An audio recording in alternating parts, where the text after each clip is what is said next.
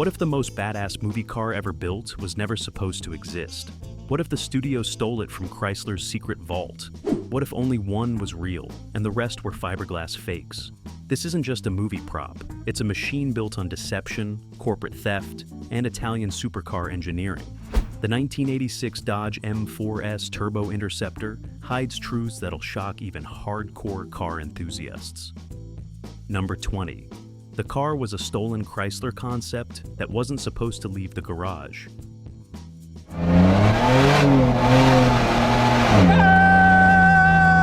This is one of those cars.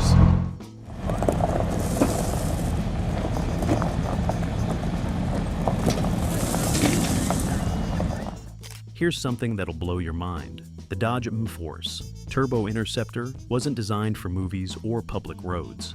It was a top-secret Chrysler concept vehicle built in 1984 by their advanced design team, intended strictly for auto show displays and nothing else. Chrysler executives explicitly forbade the car from appearing in any films, worried it would dilute the brand's image or create legal liability if something went wrong. When producer John Kemeny approached Chrysler about using the M4s for the Wraith in 1985, the corporate board rejected the proposal 3 times. But Kemeny didn't give up. He discovered that Chrysler's Italian subsidiary, Officine Stampaghi Industriali, still had the original prototype stored in Turin. Through creative paperwork and questionable international shipping arrangements, the production team borrowed the car without official American approval. By the time Chrysler's Detroit headquarters realized the M4S was filming in Arizona, principal photography had already wrapped. The studio faced potential lawsuits, but Chrysler ultimately decided prosecuting would generate worse publicity than just embracing the unexpected exposure. Number 19. Only one real M4S existed, and the rest were plywood fakes. The production faced a massive problem after securing the genuine M4S prototype. They needed multiple cars for different shots, including stunts, close-ups, and destruction sequences. But Chrysler had only built one functional prototype worth approximately $3 million in 1984 money. The insurance costs alone for using the real car in every scene would have bankrupted the production. Special effects supervisor Michael Muscal solved this with guerrilla ingenuity. His team built 6 replica Sim4 bodies using plywood frames, fiberglass shells, and Corvette chassis donated from junkyards around Phoenix. These replicas cost roughly $12,000 each to construct. The real M4S appeared only in hero shots where the car needed to actually drive at high speeds or showcase its legitimate Lamborghini-inspired design. For crashes, burnouts, and risky desert racing sequences, the plywood doubles took the beating. Cinematographer Reed Smoot lit scenes strategically to hide the replica's cruder construction and avoid revealing the fiberglass seams. Most viewers never noticed they were watching different cars. The genuine prototype survived filming completely intact and returned to Chrysler's collection, while all 6 replicas were destroyed or scrapped after production wrapped. Number 18. The engine was a turbocharged Chrysler 2.2-liter that could never deliver the promised performance.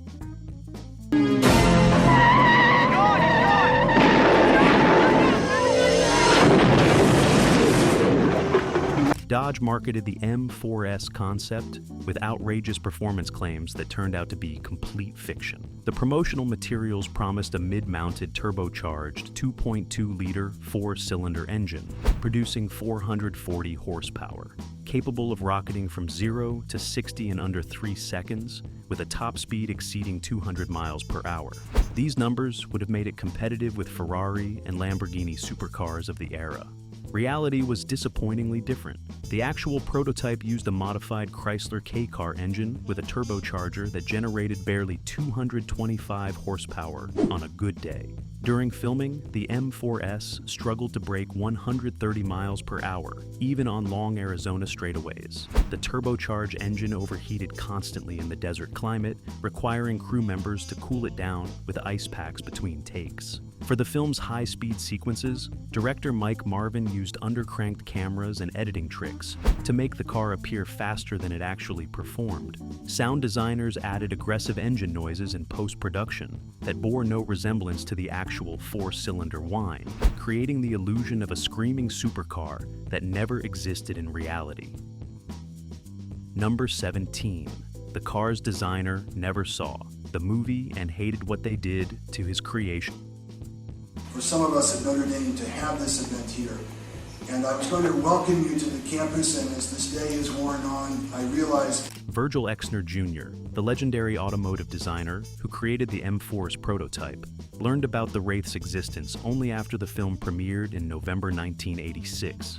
Exner had designed the M4S as a serious technological showcase meant to prove American automakers could compete with European exotics in both styling and engineering sophistication. When colleagues told him his creation appeared in a low-budget science fiction revenge thriller, he assumed they were joking. Exner finally rented the VHS tape in early 1987 and watched in horror as his carefully crafted concept car got associated with supernatural vengeance plots and desert drag racing. He felt the film cheapened years of design work and made the M4S look like a toy rather than a legitimate automotive achievement. Exner refused interview requests about the Wraith for the rest of his life, considering it an embarrassing footnote rather than a career highlight. In a 1992 Automotive News interview, he called the film's use of his design an unfortunate bastardization of serious engineering. Chrysler executives privately agreed, but recognized the movie gave the M4S far more cultural visibility than any auto show ever could have provided. Number 16. Charlie Sheen never actually drove the real car during filming Zero.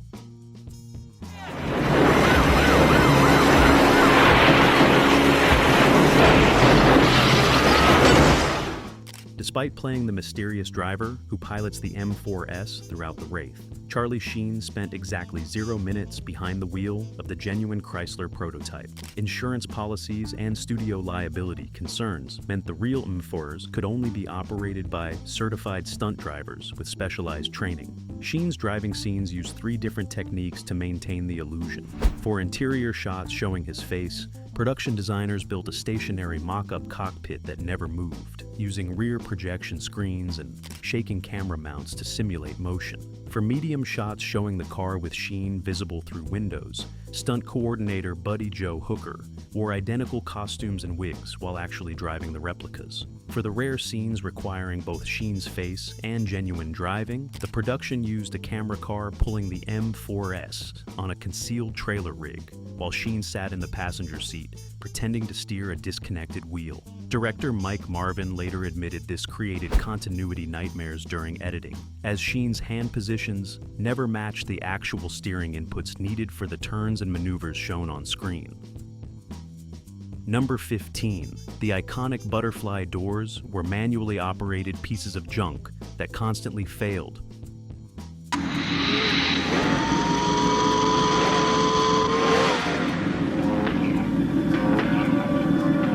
Those dramatic upward opening doors that made the M4S look like an Italian exotic were actually the car's most problematic feature during production. Chrysler had designed them as electrically powered scissor doors, similar to Lamborghini's iconic mechanism, but the prototype's electrical system was so unreliable that the motors burned out within the first week of filming. The crew removed the electric actuators entirely and converted the doors to manual operation using modified gas struts borrowed from Dodge van rear hatches. Even these crude fixes failed constantly in the Arizona heat. The gas struts lost pressure after a few hours in direct sunlight, causing doors to slam down unexpectedly or refuse to open altogether. Production photos show crew members literally holding the doors open with 2x4 wooden poles during filming to prevent them from dropping on actors' heads. One door completely separated from its hinges during a take, nearly decapitating stunt driver Buddy Joe Hooker and causing a 3-day production delay while effects teams welded it back together. For close-up door opening shots, the production used concealed fishing line attached to overhead booms to pull the doors up smoothly, creating the illusion of effortless mechanical precision that never existed in reality. Number 14. The car cost. More than the entire film's budget combined. Go to Jay Leno's Garage, the car featuring today, the Wraith. Now, the financial absurdity of the Wraith becomes clear when you examine the numbers. The production's total budget was approximately $2.7 million for the entire film, including cast salaries, locations, special effects, and post-production. The genuine Dodge M4S Turbo Interceptor prototype that Chrysler built in 1984 cost between $3.1 and $3.5 million in development expenses alone. This meant the single car featured in the movie was worth more than every other element of the production combined. Insurance underwriters initially refused to cover the vehicle, claiming no policy could reasonably protect such a valuable one-of-a-kind prototype during action filming. Producer John Kemeny solved this by essentially lying on insurance paperwork, claiming the M4S was a modified Corvette worth approximately $40,000, rather than a multi-million-dollar concept vehicle. This insurance fraud went undetected because adjusters never physically inspected the car and assumed it was just another custom show car built on a production chassis. Had Chrysler filed a claim for damage or loss, the entire scheme would have collapsed. The production gambled everything on returning the prototype intact, a risk that could have bankrupted everyone involved. Number 13. The transparent roof panel was plexiglass that turned yellow and cracked under desert sun.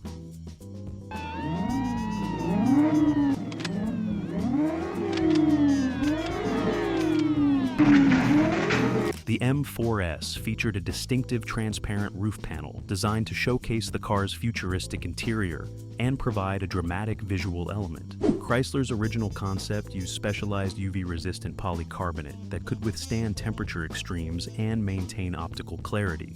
Unfortunately, that material remained in Italy when the car shipped to Arizona, and the production needed replacement panels for the replica vehicles. The special effects team installed standard hardware store plexiglass, assuming it would survive a few weeks of filming. Within 3 days of Arizona desert exposure, the plexiglass panels turned noticeably yellow from UV degradation and developed a spiderweb pattern of micro cracks. The main M4S prototype suffered the same fate, horrifying production designers who realized they had permanently damaged Chrysler's $3 million concept car. Cinematographer Reed Smoot compensated by shooting the M4S only during early morning or late evening hours when golden hour lighting masked the yellowed plexiglass. For daylight scenes, editors selectively desaturated the roof in post-production to hide the discoloration. Some release prints and television broadcasts show the yellow tint clearly visible, while others corrected it through color timing. Chrysler discovered the damage when the prototype returned to their collection and had to completely rebuild the roof section at enormous expense. Number 12. The car had no reverse gear and required push starts between every take.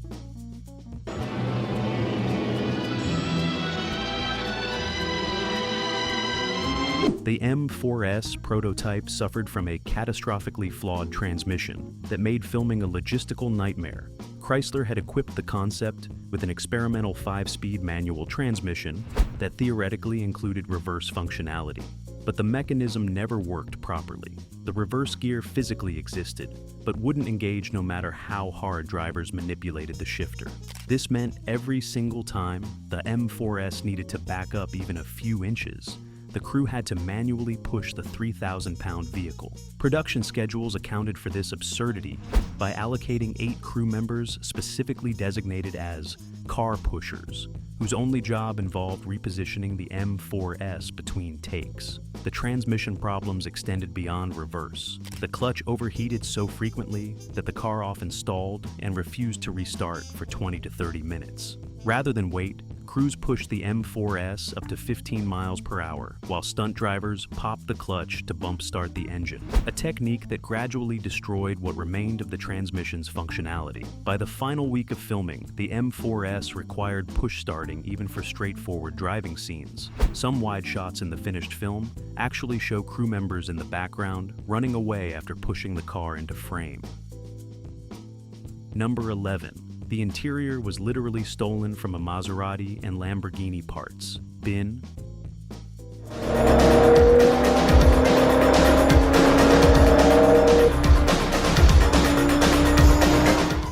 Chrysler's design team didn't engineer the M4S interior from scratch. They raided European exotic car parts suppliers and installed components from completely different manufacturers. The steering wheel came directly from a 1983 Maserati Biturbo, recognizable by its distinctive three-spoke design and Maserati logo that Chrysler's team forgot to remove. The dashboard gauge cluster originated from a Lamborghini Countach, featuring the iconic Italian supercar's square instruments and red warning lights. The seats were modified Recaro racing buckets purchased from a German motorsports supplier and reupholstered with Chrysler's own fabric. Even the pedal assembly came from a Fiat X19 parts catalog. This automotive Frankenstein approach saved Chrysler millions in custom development costs, but created a bizarre ownership situation. Technically, Maserati and Lamborghini could have claimed intellectual property violations for using their components without licensing agreements. During the Wraith's production, eagle-eyed car enthusiasts noticed the Maserati steering wheel in promotional photos and contacted both Chrysler and Maserati questioning the legitimacy. Neither company responded publicly, preferring to avoid legal complications. Modern automotive historians consider the M4S interior one of the most blatant examples of corporate parts bin raiding in concept car history. Number 10. The film's producers accidentally destroyed the car's original paint and had to improvise. A new color scheme. The M4S prototype arrived from Italy, wearing Chrysler's intended color scheme, a sophisticated metallic silver with subtle blue pearl accents that showcased the car's sculptural body lines. Director Mike Marvin hated it, claiming the silver made the car disappear on camera against Arizona's pale desert backgrounds. He demanded the production repaint the M4S in a more visually striking color without consulting Chrysler's design team. The crew transported the prototype to a local automotive paint shop in Tucson, where workers used standard industrial paint stripper to remove the original finish. This was catastrophic.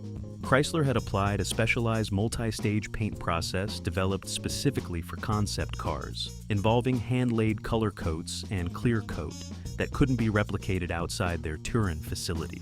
The paint stripper not only removed the silver, but also damaged the underlying composite body panels, creating rough patches that showed through subsequent paint applications. The shop applied a hastily chosen black and silver two-tone scheme, using whatever high-quality automotive paint they had available. This improvised color scheme became the M4S's iconic look throughout the Wraith, but it represented an irreversible destruction of the original design. Chrysler archivists later confirmed no photographs exist showing the prototype's factory-correct silver finish, because it was destroyed before anyone documented it properly. Number 9. The tires were racing slicks that were illegal for street use and constantly exploded. The M4S rolled on Goodyear racing slicks, designed exclusively for closed-circuit competition use, not public roads or film sets. These tires had zero tread pattern, making them completely illegal under Department of Transportation regulations and extremely dangerous in real-world conditions. Chrysler's engineers chose racing slicks for the concept to maximize the car's aggressive appearance and showcase potential track performance, never intending the vehicle to actually drive at speed. During filming in the Arizona desert, these tires became lethal. The combination of scorching asphalt temperatures, sharp desert rocks, and high-speed driving caused catastrophic failures almost daily.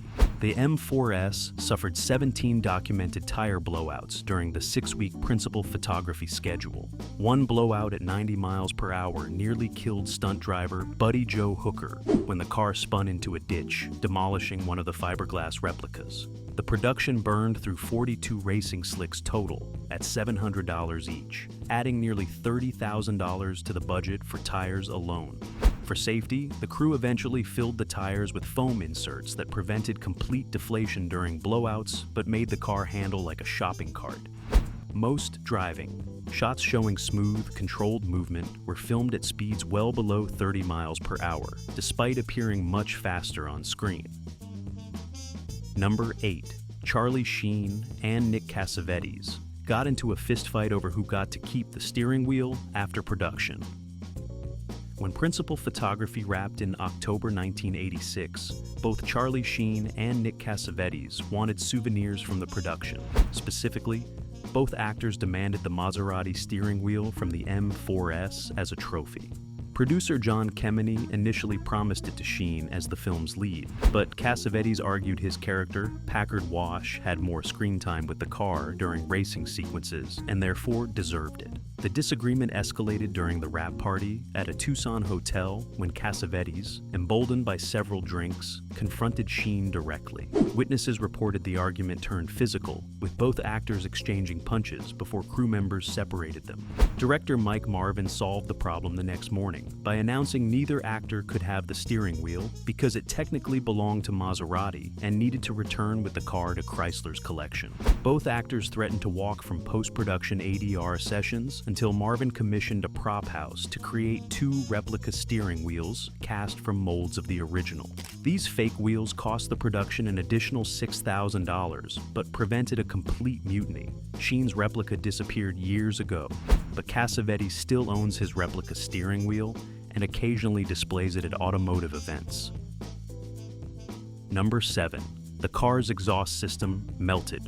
The asphalt on every location and caused thousands in damage, claims M4S. The M4S prototype featured a side exit exhaust system that expelled superheated gases directly onto the ground, rather than directing them rearward like conventional vehicles. Chrysler's engineers designed this configuration for aesthetic impact at auto shows, where the car remained stationary, never considering real-world driving implications. During the Wraith's production, this design choice created environmental havoc across Arizona filming locations. The turbocharged engine generated exhaust temperatures exceeding 1,200 degrees Fahrenheit, hot enough to literally melt asphalt within seconds of the car stopping. Every location where the M4S idled for more than 30 seconds suffered permanent road damage, leaving deep burned impressions and bubbled tar that required resurfacing. The production racked up property damage claims totaling over $60,000 from the Arizona Department of Transportation, Tucson municipal authorities, and private landowners whose roads the film destroyed. Location manager Patricia Murphy spent months negotiating settlements and arranging repairs. Some locations refused to grant filming permits once word spread about the M4S's destructive exhaust.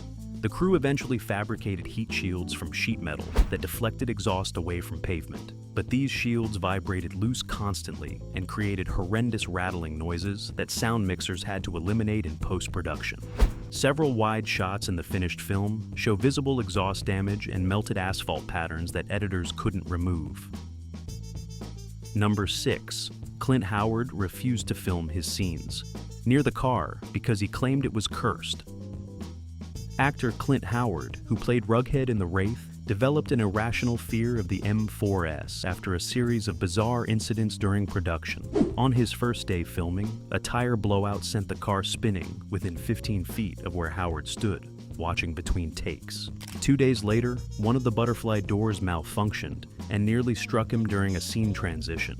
Howard, known for superstitious beliefs on film sets, became convinced the vehicle carried negative energy or a curse. He refused to perform any scenes requiring him to stand within 20 feet of the M4S, forcing director Mike Marvin to completely restage several confrontation sequences. For the climactic race scenes where Rughead appears trackside, Howard demanded the production use the fiberglass replicas parked at least 50 yards away while filming his reactions. The actor wore a small protective amulet throughout production that he claimed would ward off the car's evil influence. Cast members mocked Howard mercilessly for these beliefs until stunt coordinator Buddy Joe Hooker nearly died in a crash, after which several crew members quietly admitted they had experienced strange mechanical failures and unexplained incidents around the vehicle. Producer John Kemeny banned all curse-related discussion to prevent widespread superstition from derailing the production schedule. Number 5. The car's computerized dashboard was actually a Nintendo game and watch taped behind the instrument panel. The interior, so we kind of were at liberty to do whatever we wanted to with it. So the inside is fun and...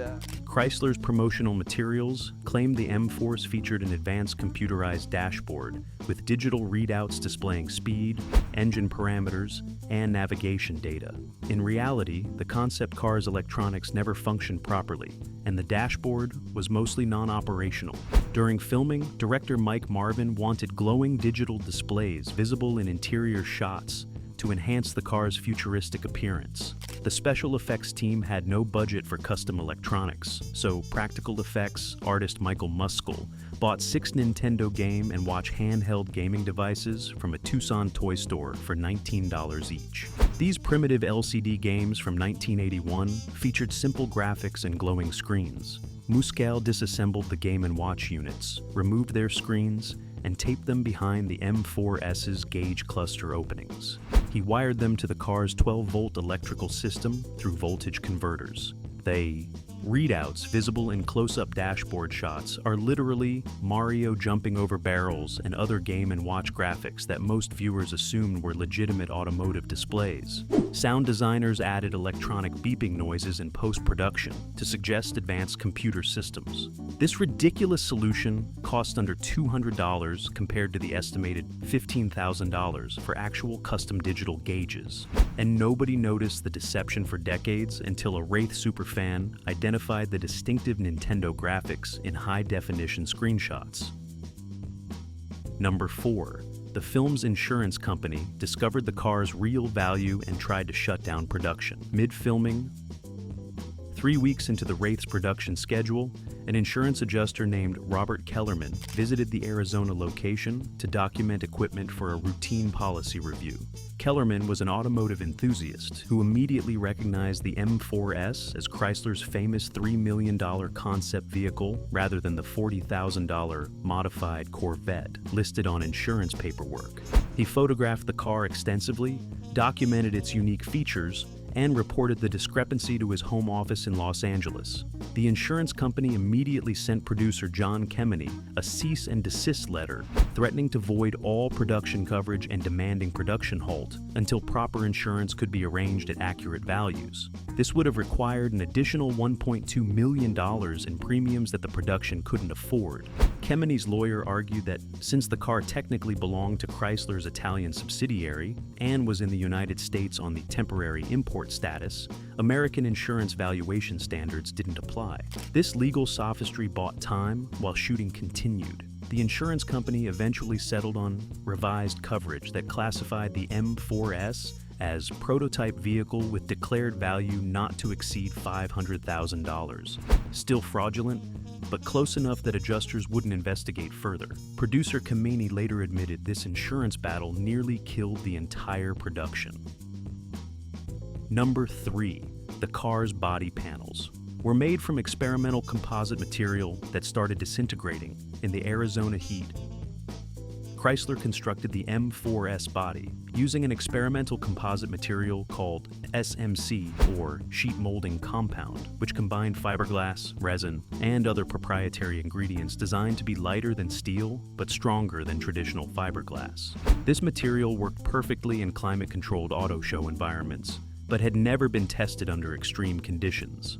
Arizona's summer temperatures, which regularly exceeded 115 degrees Fahrenheit during filming, caused catastrophic material failure. The SMC panels began disintegrating within 2 weeks of production, developing stress cracks, delamination, and areas where the resin literally melted and dripped off the underlying fiberglass matrix. The car's aerodynamic body started looking like it had automotive leprosy. The production's fiberglass specialists attempted emergency repairs using conventional body filler and resin. But these patches created visible texture differences and color mismatches that cinematographer Reed Smoot had to hide through careful lighting and camera angles. By the final week of filming, large sections of the front bumper and side skirts had completely separated, forcing effects teams to temporarily reattach panels using industrial adhesive and duct tape visible in some finished shots. Chrysler discovered the damage when the prototype returned and had to completely rebuild the body at enormous expense,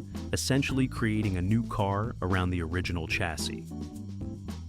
Number 2. The car's high-speed scenes were actually filmed at 30 miles per hour, using go-kart racing tricks.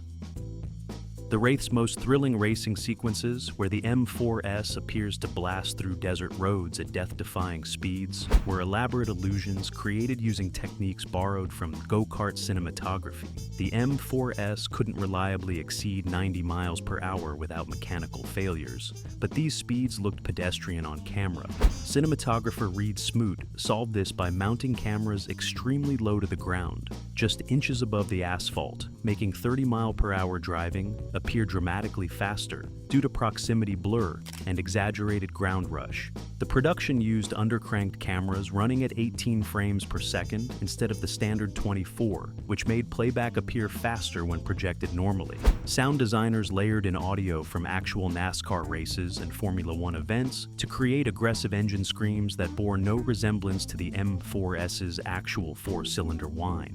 For shots requiring visible speedometer readings, the production installed fake gauge faces, showing impossible speeds like 160 miles per hour, while the car puttered along at 40.